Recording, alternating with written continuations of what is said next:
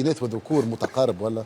في بعض الاصناف نتاع المخدرات مثل الاقراص المخدره نسبه الاناث تفوق.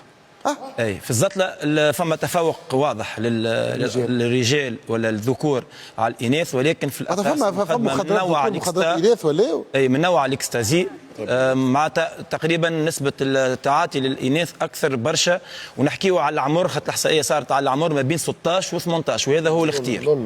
معناتها هذه الخطوره تكمن. ما هو الدروغ نتاع السهاره هي الاكستازي، يعني هي تعطيك ان برودوي، هي معناها لا ان في اوفوريزون، تخليك في حاله نشوه وفرحه وخاصه شعور بعدم التعب، تلقاها ليله كامله وهي معناها دف لكن في الاخر كله ما تحسش بالتعب وديما فرحانه وشيخه تنسيها همومها. الاكستازي هي تشمل هموم يا اخي 16 سنه في تعلمش تحلق روحي على خايد عندك باروت اخويا، تشوف قاعدين نكتشفوا كملنا الاحصائيات بالاخر. خلينا نشوف اليوم اللي تعطوا مخدرات كيفاش وشكون. اكيد بالنسبه للمخدرات فما احصائيه ديما نقولوا نسبيا بين تقديرات بين 400,000 إلى مليون شخص يتعاطى مخدرات. اكيد ما نجموش الكل نعرفوهم، خاطر فما عباد ما همش لحد التو ما تمش اكتشافهم ومازالوا يستهلكوا ما يعرفهم حد، ولكن تقديرات تقول فما مليون.